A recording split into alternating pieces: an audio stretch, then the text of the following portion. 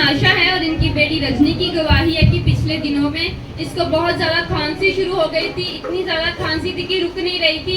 Medicine खाई, उससे भी कोई फर्क नहीं पड़ा। उसके साथ इसकी पसली के अंदर भी बहुत ज्यादा दर्द था, जो दवाइयाँ खाने से भी ठीक नहीं हुआ। कह रहे कि जब मैंने अनवांटेड ऑयल लगाया, अप्लाई किया अनवांटेड ऑयल इसके गले पर, इसकी पसली के ऊपर, तो कह रहे परमेश्वर ने सारी पीड़ाओं से छुटकारा दिया। वो जो खांसी लगातार बनी थी वो भी रुकी। प्रभु का धन्यवाद करते हैं। इसके हार्ट में छेद था, इसके हार्ट के अंदर छेद था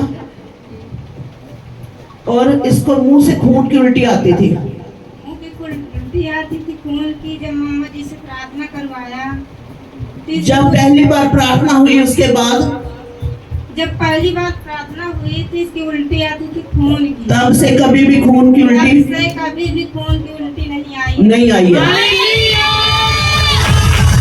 और जो हार्ट के अंदर, दिल के अंदर छेद था, उसके कारण ये जो सांस लेती थी, कैसे बोल रहे थे, चारपाई पर लेटती थी, चारपाई भी हिलती थी।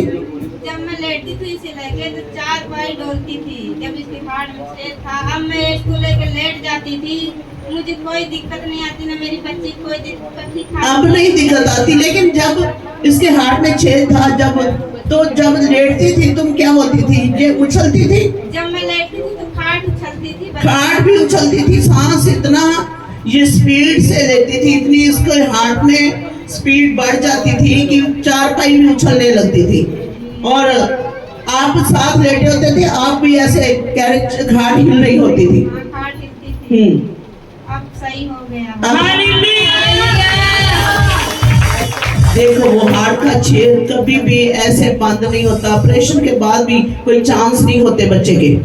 तो वो खून की उल्टियां आनी बंद हो गई, छेद बंद हो गया। खांसी आ रही थी, इसको लगातार खांसी आती थी, बुखार आता था, वो भी अभी ठीक है। अभी बिल्कुल ठीक है। Praise the Lord, hallelujah.